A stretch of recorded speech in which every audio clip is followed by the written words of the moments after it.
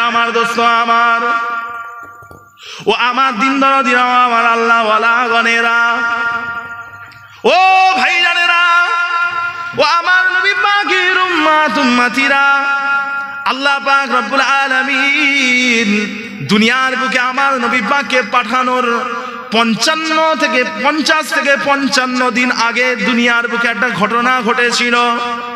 কোরআন শরীফে যার দলিল রয়েছে, আল্লাহ পাক বলছেন বিসমিল্লাহির রহমানির রহিম, আলাম তারা কাইফা ফাআলা রাব্বুকা বিআসহাবিল ফিল আলাম ইয়াজআল কাইদাহুম ফি তাদলিল ওয়া আরসালা আলাইহিম তায়রান আবাবিল তারমিহিম বিহিজারাতিন মিন সিজ্জিল ফাজআলাহুম কাআসফিম মাকুল। ও ভাইরা, দুনিয়ার বুকে ইসলামের যত বড় বড় শত্রু এসেছে, আল্লাহ পাক রব্বুল আলামিন তাদেরকে তত ছোট ছোট অস্ত্র দিয়ে শেষ করে দিয়েছেন। আপনারা নমরুদের নাম শুনেছেন। নমরুদের মতো বিশাল ক্ষমতাবান মানুষকে আল্লাহ পাক সামান্য মশা দিয়ে হত্যা করেছেন, সামান্য মশা দিয়ে ধ্বংস করে দিয়েছেন। ফেরাউনের মতো বিশাল বাদশাকে আল্লাহ পাক পানির মতো সাধারণ জিনিসের মধ্যে ডুবিয়ে মেরে দিয়েছেন। আর আল্লাহ পাক রব্বুল আলামিন দুনিয়ার বুকে যত বড় বড় ইসলামের দুশমন এসেছে, তাদেরকে তত ছোট ছোট অস্ত্র দিয়ে হত্যা করেছেন। ও ভাইজানেরা, আল্লাহ পাকের প্রিয় হাবিব, আমার আপনার নবী নূর নবী হযরতে মুহাম্মদ সাল্লাল্লাহু আলাইহি ওয়াসাল্লাম দুনিয়ার বুকে আসার 50 থেকে 55 দিন আগে আবরাহা বলে একটা বাদশা ছিল। সে বাদশা আল্লাহ পাকের কাবা শরীফ ভাঙতে এসেছিল। এই নাম শুনেননি? আবরাহা নাম শুনেননি? আবরাহা, এই শুনছেন আপনারা? আবরাহা বলে একটা বাদশা ছিল। ইয়েমেনের বাদশা নাজ্জাশী তার একটা খলিফা নিযুক্ত করেছিল, যার নাম হচ্ছে আবরাহা। এই আবরাহা কত বড় শয়তান ছিল জানেন? ও কি করেছে, যারা কাবা শরীফে যেত হজ করতে, তাওয়াফ করতে, তাদেরকে বলেছিল, এই তোরা আর কেউ কাবায় যাবি নি। ও কি করেছে, সানা নামক একটা জায়গা আছে, সানা, এই সানা নামক জায়গায় একটা প্রাসাদ করেছে, একটা দুর্গ তৈরি করেছে। বলেছে, এই তোরা এবার থেকে কাবা শরীফ আর তাওয়াফ করতে যাবি না, এবার থেকে আমার প্রাসাদটাকে না ঘুরবি, ঘুরে ঘুরে পদক্ষেপ করবি, তাওয়াফ করবি। কথা বুঝতে পারছেন না? তাওয়াফ করবি। ওই সময় বনু কেনান বলে একটা গোত্র থেকে একজন মানুষ কি করেছে, ওই প্রাসাদের মধ্যে ঢুকে ওর যে মেম্বার আছে, ওই মেম্বারের উপরে বসেছে। বসে কি করেছে জানেন? টয়লেট করে দিয়েছে, নোংরা করে দিয়েছে।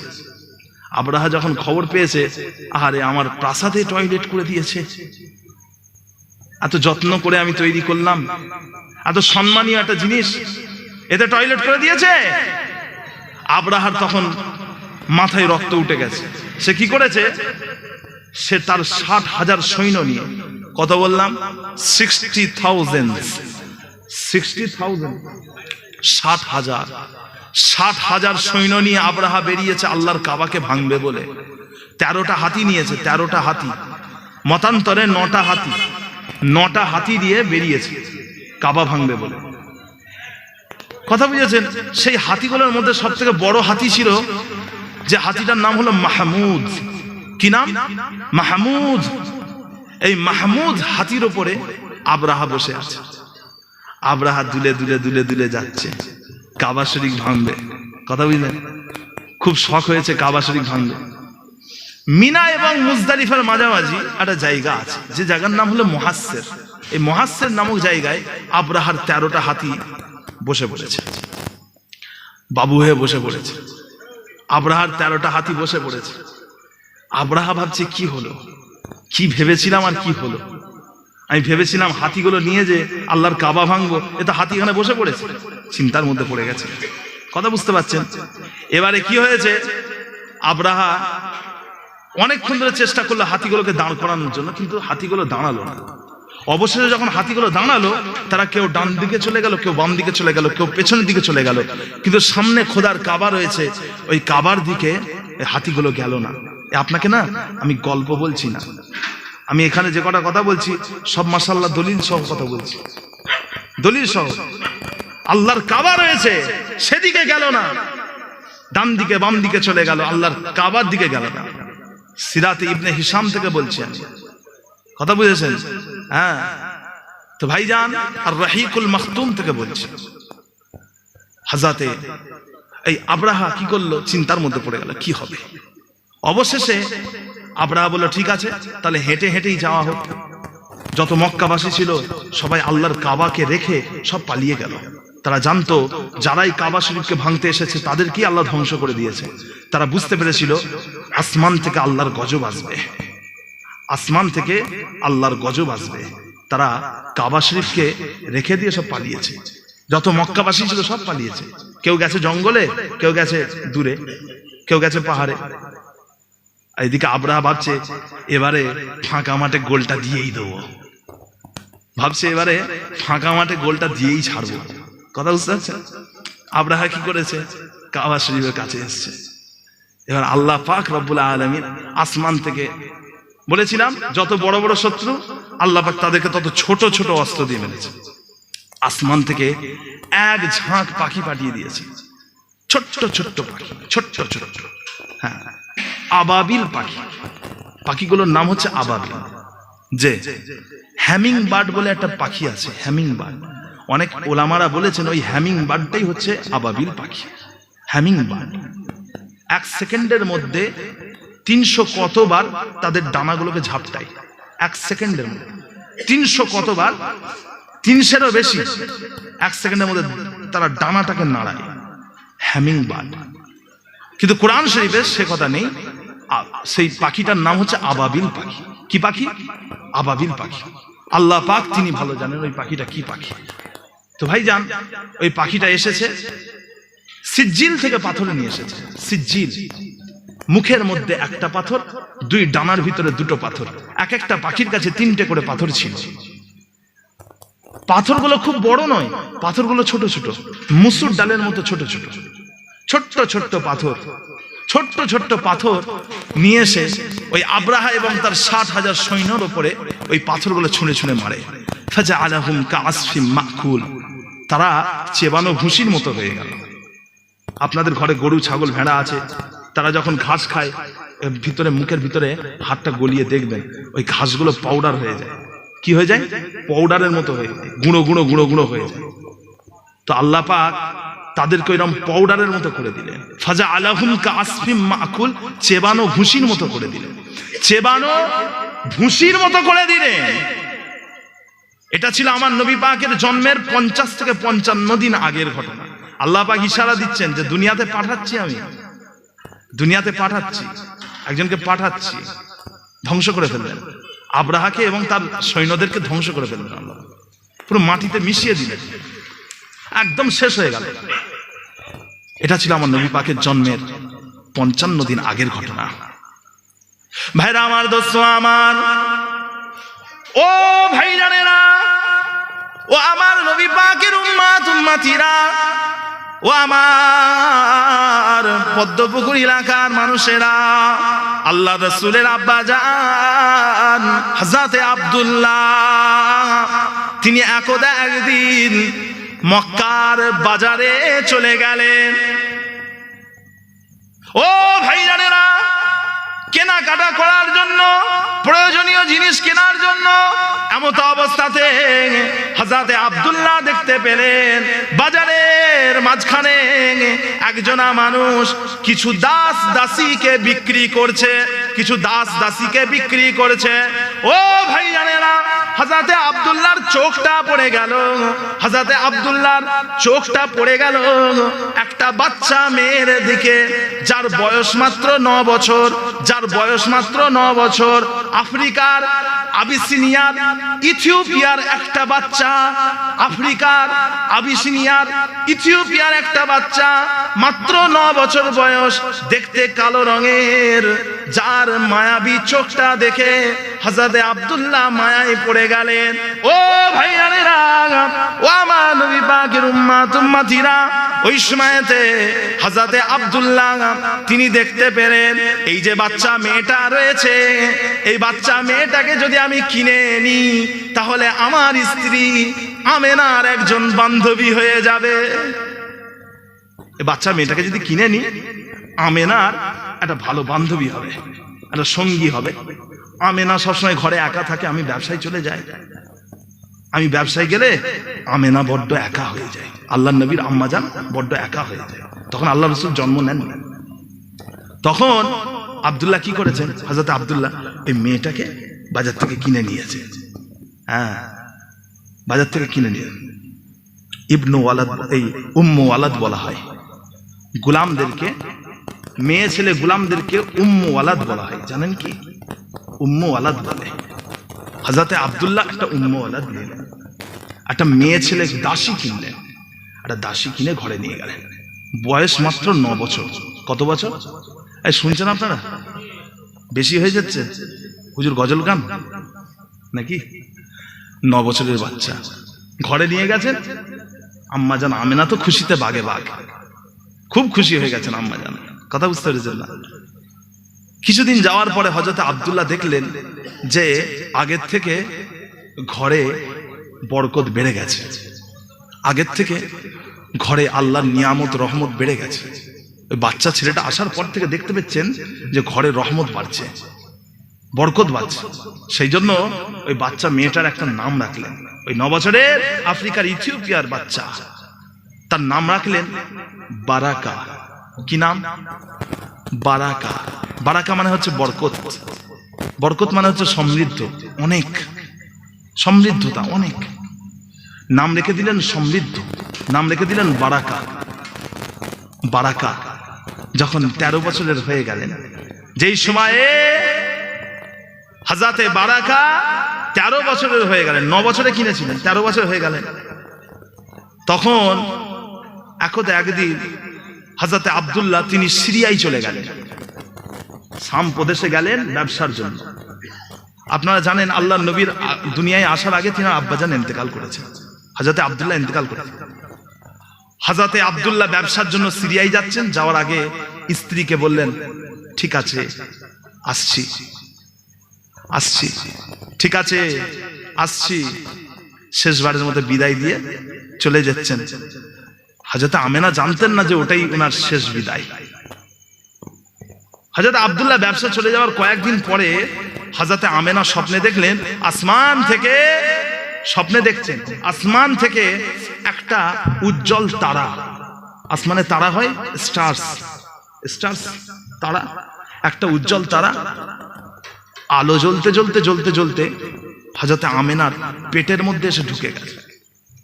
ফজর বেলা, ভোরবেলা হযরত আমেনা বারাকাকে ডাকলেন, বারাকা আমি স্বপ্নে দেখলাম আসমানের একটা তারা আমার পেটের মধ্যে এসে ঢুকে গেছে। ওই সময়তে বারাকা বললেন, ও আমেনা খুব তাড়াতাড়ি তুমি একটা সুন্দর সন্তানের জন্ম দেবে, আমার যেটা মনে হচ্ছে, আমার যেটা মনে হচ্ছে তুমি একটা সুন্দর সন্তানের জন্ম দেবে। আমেনা বলেন, আমেনা ভাবছেন কি বলছে, আমেনা ভাবছেন কি বলছে, বুঝলেন? বিশ্বাস করেননি প্রথমে, কিন্তু পরে আপনারা জানেন রাসূল পাক সাল্লাল্লাহু আলাইহি ওয়াসাল্লাম যতদিন আম্মাজান আমেনার পেটে ছিলেন, আম্মাজান আমেনা বলছেন আমি কোনোদিন পেটের ওজন বুঝতে পারিনি, ভার অনুভব করিনি, ভার অনুভব করিনি। আম্মাজান আমেনা তিনি ভার অনুভব করেন, কিন্তু অনেকদিন পরে বুঝতে পারলেন যে পেটে বাচ্চা আছে, পেটে বাচ্চা এসেছে, বুঝতে পারছেন তো ভাইজান। ওই সময়তে একটা সময়ে যখন হযরতে আল্লাহর নবী যখন জন্ম নিলেন, ফুটফুটে ছেলে, সুন্দর ছেলে, মাশাআল্লাহ, দুনিয়ার সর্বশ্রেষ্ঠ মানুষ আল্লাহর নবী যখন জন্মগ্রহণ করলেন 12ই রবিউল আউয়াল 8ই জুন 570 খ্রিস্টাব্দ সোমবার আল্লাহ রসুল দুনিয়াতে এলেন, জন্মগ্রহণ করলেন। ওই সময় বারাকার বয়স ছিল 13 বছর। বারাকার বয়স কত? 13 বছর। আল্লাহ নবী জন্মগ্রহণ করলেন। আমি বলেছি আল্লাহ রসুল যখন জন্মগ্রহণ করেছেন দেহ থেকে আলো বেরিয়েছে, বলিনি? মনে আছে? মনে নেই? শাম প্রদেশে বড় বড় বিল্ডিং দেখেছেন 1500 কিলোমিটার দূর। আর কি হলো? আল্লাহর নবী খাতনা অবস্থায় দুনিয়াতে এলেন এবং তিনার নাভিটা কাটা ছিল। উলিদা মাখতুনান মাকতুআস সুররাতি, হাদিস শরীফের মধ্যে এসেছে উলিদা মাখতুনান মাকতুআস সুররাতি, আল্লাহর নবী জন্মগ্রহণ করলেন খাতনা অবস্থায় এবং নাভি কাটা অবস্থায়। খাতনা অবস্থায় এবং নাভি কাটা অবস্থায় দুনিয়াতে এলেন। মুহাম্মদ তোমার মতো মানুষ নয়, সাল্লাল্লাহু আলাইহি ওয়াসাল্লাম তোমার মতো মানুষ নয়, আল্লাহর নবী তোমার মতো মানুষ নয়। তিনি জন্মগ্রহণ করলেন নাভি কাটা অবস্থায়, খাতনা অবস্থায়। তুমি জন্মগ্রহণ করেছো, তোমার নাভিটা মায়ের নাড়ির সাথে যুক্ত ছিল, ঠিক কিনা? তুমি জন্মগ্রহণ করেছো, তোমার খাতনা করা ছিল না। আল্লাহ রসুলের খাতনা অবস্থায় তিনি জন্মগ্রহণ করেছেন। আল্লাহ পাক তিনি নিখুঁত ভাবে তিনার হাবিবকে জন্ম দিলেন, নিখুঁত ভাবে তিনার হাবিবকে দুনিয়ায় পাঠালেন, দুনিয়ার কোন রকম খুঁত ছাড়াই। কথা বুঝতে পারছেন না? হ্যাঁ, দুনিয়ার মানুষদের কোনো কর্তৃত্ব রাখলেন না, আল্লাহ পাক নিজেই খাতনা অবস্থায় পাঠালেন এবং নাভি কাটা ছিল, জন্মগ্রহণ করলেন। তো ভাইজান, আল্লাহ রসুল জন্মগ্রহণ করার 6 বছর পরে আম্মা জান আমেনা ইন্তেকাল করলেন। শুনছেন আপনারা? আম্মা জান আমেনা যখন ইন্তেকাল করেছিলেন, ওই সময়তে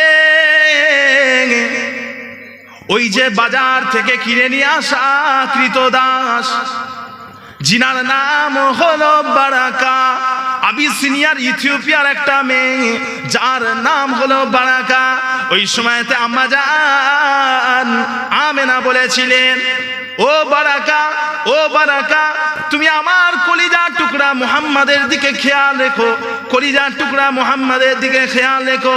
এই কথা বলতে বলতে আল্লাহর নবীর আম্মা জান আমার নবী পাককে এতিম করে দিয়ে দুনিয়া থেকে চলে গেলেন,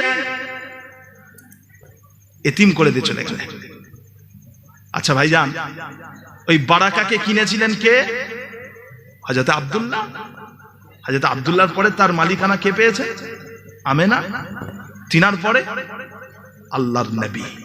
আল্লাহর নবী যখন ওই বারাকার মালিক হয়ে গেলেন, মুনিব হয়ে গেলেন, ওই সময় আল্লাহ রসুল বললেন, ও বারাকা, আপনি চলে যান, আপনি চলে যান, আপনাকে আমি মাফ করে দিচ্ছি, আপনাকে স্বাধীন করে দিচ্ছি, আপনি চলে যান।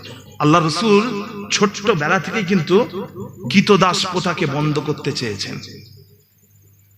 হ্যাঁ, পৃথিবীর যত উন্নত দেশ আছে তারা শুধু মানুষকে কিনেছে, দাস বানিয়েছে, কেউ মানুষকে স্বাধীন করেনি। আমার নবী পাক সাল্লাল্লাহু আলাইহি ওয়াসাল্লাম ছোট্টবেলা থেকে, মাত্র 6 বছর বয়স থেকে আমার নবী পাক হযরতে বারাকাকে স্বাধীন করে দিলেন, বললেন চলে যান, আপনাকে আমি স্বাধীন করে দিলাম। জোরে বলবেন না সুবহানাল্লাহ? জোরে হবে না সুবহানাল্লাহ? হ্যাঁ, এটা আমার নবী পাক সাল্লাল্লাহু আলাইহি ওয়াসাল্লাম যে বলেন চলে যান। কথা বুঝতে পেরেছেন? আল্লাহর নবী দেখলেন একদিন সাল্লাল্লাহু আলাইহি ওয়াসাল্লাম একজন সাহাবা তার চাকরকে একটা ছেঁটে চড় মেরেছে। একজন সাহাবা তার একটা চাকরকে ছেঁটে চড় মেরেছে, হঠাৎ করে চড় মেরেছে। পেছনে আল্লাহ রসুল দাঁড়িয়েছিলেন, এটা লক্ষ্য করেন। যেই ঘুরেছে দেখে পেছনে রাসূলুল্লাহ সাল্লাল্লাহু আলাইহি ওয়াসাল্লাম পেছনে দাঁড়িয়ে, ইয়া রাসূলুল্লাহ, ইয়া রাসূলুল্লাহ। আল্লাহ রসুল বললেন, তুমি কি করলে? তুমি এই চাকরটাকে কেন মারলে? তুমি অন্যায়ভাবে চাকরটাকে মেরেছো। হ্যাঁ, তখন ওই সময়ে আল্লাহ রসুল বললেন, তুমি চাকরটাকে মাফ করে দাও। আল্লাহ রসুলের সাহাবারা এমন ছিলেন, আল্লাহ রসুল যখন বলতেন এই তুমি এটা করো, ওনারা বলতেন করে ফেলেছি, বলতেন না যে করব। আল্লাহ রসুলের সাহাবারা এমন ছিলেন, আমি আপনাকে বললাম এই মহিলাদেরকে সরে যেতে বলেন তো, আপনার ঠিক আছে সরাচ্ছি সরাচ্ছি, এই বেপর্দা ভাবে মহিলারা ঘুরছে, একটু সরিয়ে দাও তো, আপনি বলেন সরাচ্ছি। আর আল্লাহ রসুল যখন কোন আদেশ করতেন সাহাবাদের, সাহাবারা বলতেন করে ফেলেছি, ইয়া রাসূলুল্লাহ করে ফেলেছি, করে ফেলেছি। আল্লাহ রসুল বললেন তুমি এই চাকরটাকে মাফ করে দাও।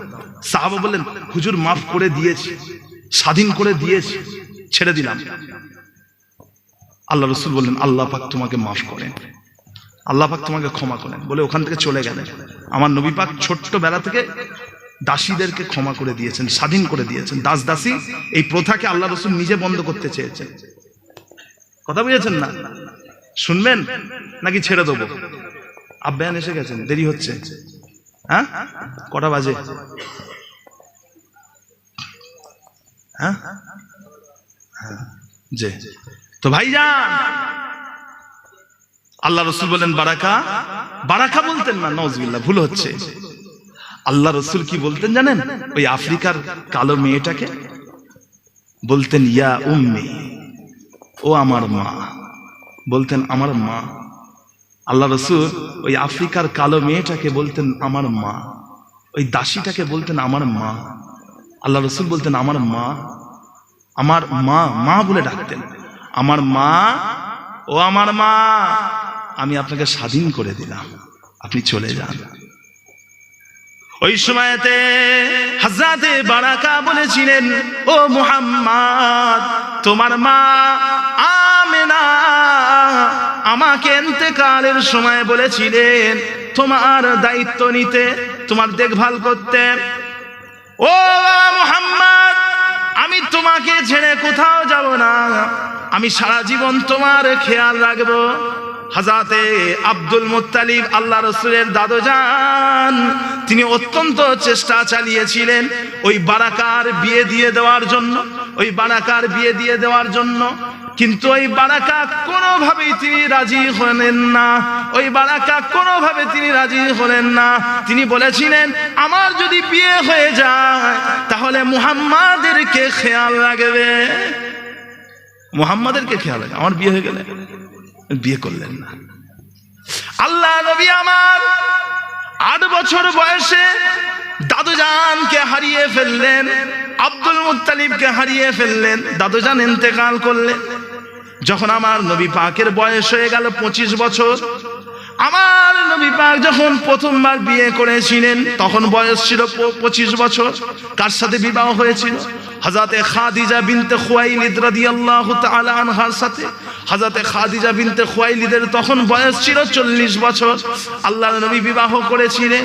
বিবাহের পরে আল্লাহর নবী বলেছিলেন, ও আমার মা, ও বারাকা, ও আমার মা, আপনি বিয়ে করে নেন মা, আপনি বিয়ে করে নেন মা, আপনি বিয়ে করে নেন। আমার খেয়াল রাখার জন্য, আমার দেখভালের জন্য এখন খাদিজা চলে এসেছে, খাদিজা আমার দেখভাল করবে। ও আমার মা, ও বারাকা, আপনি চলে যান, চলে যান, বিয়ে করে নেন। কিন্তু বারাকা রাজি হলেন না। অবশেষে হযরতে খাদিজা বিনতে খুয়াইলিদ রাদিয়াল্লাহু তাআলা আনহা, উম্মাহাতুল মুমিনিন খাদিজা রাদিয়াল্লাহু তাআলা আনহা, হযরতে উবাইদ ইবনে যায়েদের সাথে, উবাইদ ইবনে যায়েদের সাথে ওই বারাকার বিবাহ দিয়ে দিয়েছিলেন। জোর করে বারাকার বিবাহ দিয়ে দিয়েছেন। কথা বুঝতে পারছেন? এবারে বিয়ের পরে বারাকার একটা ফুটফুটে সন্তান জন্ম নেয়, পুত্র সন্তান, বেটা ছেলে। মাশাআল্লাহ, আব্বান এসে গেছেন, সকলে তাকবীর দেন, নারায়ে তাকবীর, নারায়ে তাকবীর। সিলসিলায়ে হক মুজাদ্দিদুজ জামান, আওলাদে মুজাদ্দিদুজ জামান, আহলে সুন্নাতুল জামাত। এই আব্দুল মুত্তালিব, এই আব্দুল মুত্তালিব, আউফি বিনাজরিকা লিরাব্বি হাযাল বাইত, আউফি বিনাজরিকা লিরাব্বি হাযাল বাইত। তুমি এই আল্লাহর কাবার মালিকের কাছে, তুমি এই যে কাবা রয়েছে এই কাবার মালিকের কাছে যে কসম খেয়েছিলে, যে নজরটা রেখেছিলে, যে ওয়াদা করেছিলে, এবারে সেই ওয়াদাটা পূরণ করো। তোমার 10টা ছেলে হয়ে গেছে, একটাকে তো জবাই করতে হবে। কথা বুঝলেন না? হযরত আব্দুল মুত্তালিবের মনে পড়ে গেল, হ্যাঁ তো উনি তো অতটা ভ্রুক্ষেপ করেননি। কথা বুঝতে পেরেছেন? আল্লাহর দরবারে আমি ওয়াদা করেছি, ওয়াদাটা তো পূরণ করতে হবে। হযরত আব্দুল মুত্তালিব ঘরে চলে এসেছে, এসে ছেলেদেরকে ডাকলেন, 10টা ছেলেকে ডাকলেন। 10টা ছেলে আব্বাজানের সামনে এসে লাইন দিয়ে দাঁড়িয়ে আছে। আব্বাজান তাদেরকে সেই প্রথমের ঘটনা বললেন যে আমি স্বপ্নে দেখেছিলাম আবে জমজম রয়েছে, খুঁড়ে বার করেছি, তোমার বড় ভাই সাহায্য করেছে, আমি তারপরে দোয়া চেয়েছি 10টা ছেলে হলে একজনকে জবাই করব। এবারে তোমরা কি বলবে? তোমাদের 10 ভাইয়ের মধ্যে একজনকে আমি জবাই করব, তোমাদের এবার মতামতটা তোমরা দাও। ওই সময়তে হযরত আব্দুল মুত্তালিবের 10 জন ছেলে একসাথে বলেছিলেন, আউফি বিনাজরিকা ওয়াফআল মা শিতা, আউফি বিনাযরিকা ওয়াফআল মা শি'তা। আপনি আপনার ওয়াদাটাকে পূরণ করেন আব্বাজান, আপনি আপনার ওয়াদাটাকে পূরণ করেন এবং আমাদের 10 ভাইয়ের মধ্যে থেকে যাকে পছন্দ তাকে জবাই করেন, আপনার যাকে ইচ্ছা। ওয়াফআল মা শি'তা, আপনি ওটাই করেন যেটা আপনার ইচ্ছা, ওটাই করেন যেটা আপনার ইচ্ছা। 10 ভাইয়ের মধ্যে যাকে দেখতে ভালো লাগবে, যাকে মনে হবে একে জবাই করলে ভালো হয়, তাকে নিয়ে যে জবাই করবে। ওই সময়তে হযরতে আব্দুল মুত্তালিব বলেছিলেন, এভাবে তো একজনকে টেনে নিয়ে গিয়ে জবাই করে দিলে সেটা তার উপরে জুলুম হয়ে যাবে। ও ভাইজানেরা, ও আমার নবী পাকের উম্মতিরা, ওই সময় আব্দুল মুত্তালিব তিনার 10 সন্তানকে বলেছিলেন, তোমাদের 10 ভাইয়ের নাম দিয়ে আমি লটারি করব, ওই লটারিতে যার নামটা উঠে আসবে আমি আব্দুল মুত্তালিব তাকে নিয়ে গিয়ে সাফা এবং মারওয়া 2 পাহাড়ের মাঝখানে তাকে জবাই করে দেব। হযরতে আব্দুল মুত্তালিবের ছেলেরা রাজি হয়ে গেলেন, ঠিক আছে ওটাই হবে। হযরতে আব্দুল মুত্তালিব 10 জন সন্তানের নাম লিখে লটারি করলেন। আর ভাইজানেরা, ওই 10 জনের মধ্যে থেকে সর্বকনিষ্ঠ, সব থেকে ছোট হযরতে আব্দুল্লাহর নামটা উঠে এসেছে।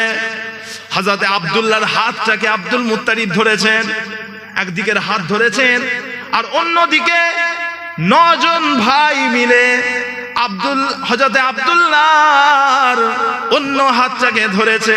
একদিকে আব্বাজান ধরেছেন, অন্যদিকে 9 জন ভাই ধরেছে। আব্বাজান বলেন, কি ব্যাপার? ওই সময় 9 জন ভাই বলেছিলেন, আব্বাজান, আব্দুল্লাহ আমাদের সকলের ছোট ভাই, আব্দুল্লাহ আমাদের অত্যন্ত ভালোবাসার পাত্র, আব্দুল্লাহ আমাদের অত্যন্ত স্নেহের। আব্বাজান, আপনি আমাদের মধ্যে থেকে 9 জন ভাইয়ের মধ্যে থেকে যে কোনো একজন ভাইকে আপনি জবাই করে দেন, আমরা তাতে রাজি হয়ে যাব, কিন্তু আমাদের ছোট ভাই আব্দুল্লাহকে জবাই করতে দেব না। কথা বুঝতে পারছেন না? আব্দুল্লাহ হচ্ছে আমাদের ছোট ভাই। ঘরে যারা ছোট ছেলে হয় তারা খুব প্রিয় পাত্র হয়, তাই না? আমি যেমন দ্বারা আমার আব্বাজানের ছোট ছেলে, আমার আব্বাজানের ছোট ছেলে, আমরা 2 ভাই, আমি হলাম ছোট। কথা বুঝতে পারছেন? আবার আমার আব্বাজান হচ্ছেন 5 হুজুর পীর কেবলার তামাম আওলাদের মধ্যে সব থেকে ছোট। কি বেটা ছেলে কি মেয়ে ছেলে, বেটা ছেলে এবং মেয়ে ছেলে সবার মধ্যে সব থেকে ছোট হচ্ছেন আমার আব্বাজান। কথা বুঝতে পেরেছেন? তো আমার আব্বাজানও খুব প্রিয়, 5 হুজুর পীর কেবলার আওলাদের মধ্যে সব থেকে ছোট। তো ভাইজান, যারা ছোট হয় তাদের কিন্তু মর্যাদা অনেক বেশি হয়, পাওয়ার খুব বেশি হয়। আপনাদের ঘরে যারা সব ছোট ছেলেরা থাকে, আপনাদের যে ছোট ছেলেগুলো তাদের আবার পাওয়ার বেশি। বড় ছেলেরা কি করে জানেন তো? মেহনত করে, আর ছোট ছেলেরা বসে বসে মোবাইল ঘাটে। কথা বুঝতে পারছেন? এটা করে দাও, ওটা করে দাও। ছোটরা বেশি কি করে? হুকুম করে, কাজের দিকে কম। আর বড়রা মেহনত বেশি করে, ছোটরা খুব আদরের পাত্র হয়। আব্দুল মুত্তালিবের ছোট ছেলের নাম কি? আব্দুল্লাহ, আল্লাহ রাসূলের আব্বাজান। কথা বুঝেছেন? তো আব্দুল্লাহ সবার প্রিয়। 9 জন ভাই বলছে, আব্বাজান, আব্দুল্লাহকে জবাই করতে দেবো না। আব্বাজান বললেন, তাহলে ঠিক আছে, আবারও লটারি করব, এই লটারিতে যার নাম আসবে তাকে কিন্তু জবাই করব। 10 জন ছেলে তাতে রাজি হয়ে গেলেন। আব্বাজান আবার লটারি করলেন, আবার কিন্তু আব্দুল্লাহর নাম এসেছে। 10 জন ভাই, বাকি 9 জন ভাই তখন নিরাশ হয়ে গেলেন, তারা হাত ছেড়ে দিলেন, কারণ তারা আব্বাজানের কাছে ওয়াদা করেছিলেন যে এবারে যার নাম আসবে তাকে ছেড়ে দেবো। তো ভাইজান হাত ছেড়ে দিলেন, আব্দুল্লাহকে নিয়ে যাচ্ছেন জবাইয়ের জন্য। এমন সময় গ্রামবাসীরা ধরেছে, আব্দুল মুত্তালিব, তোমার বেটা আব্দুল্লাহ আমাদেরও খুব প্রিয়, আমরা ছাড়ছি না, আমরা ছাড়বো না, আব্দুল্লাহ আমাদেরও প্রিয়। আব্দুল মুত্তালিব, তোমাকে আমরা একটা পরামর্শ দিচ্ছি, একটা পরামর্শ দেব। কি পরামর্শ? তারা বললেন, আব্দুল মুত্তালিব, তুমি একদিকে 10টা উট লেখো, 10টা উট, আর একদিকে লেখো আব্দুল্লাহ, লিখে লটারি করো।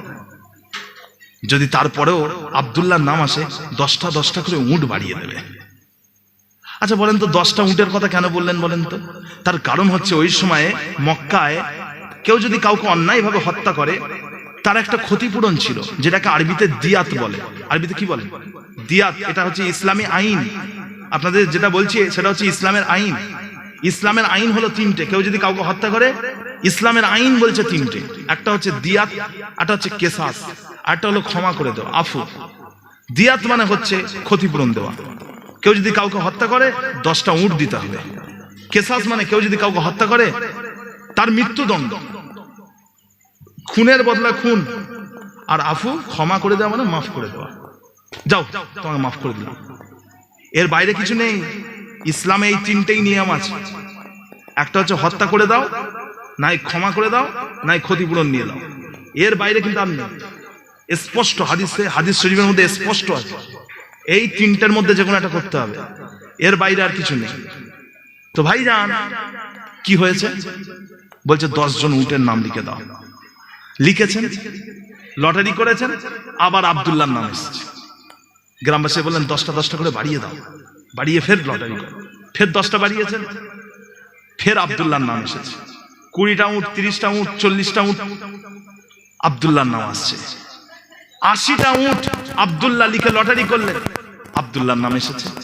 90টা উট আব্দুল্লাহর নাম লিখে লটারি করেছেন, আবারও আব্দুল্লাহর নাম এসেছে। 100টা উট, 100টা উট আব্দুল্লাহ লিখে লটারি করেছেন, 100টা উটের নাম এসেছে। অর্থাৎ আল্লাহ পাক এই 100টা উটে খুশি হয়ে গেছে। আল্লাহ পাক এই 100টা উটে খুশি হয়ে গেছে। হযরত আব্দুল মুত্তালিব তিনি তাড়াতাড়ি বাজার থেকে 100টা উট কিনে নিয়ে এসে সাফা মারওয়া 2 পাহাড়ের মাঝখানে ধদ্দর করে ফেলে দিলেন, একদম নাহার করে দিলেন। কি করলেন? নাহার করে দেওয়া। নাহার মানে কি? বইয়ে দেওয়া। উটকে তার ফেলে গরুর মতো জবাই করে না। উটকে কি করে? ফটাং করে দিয়ে দেয়।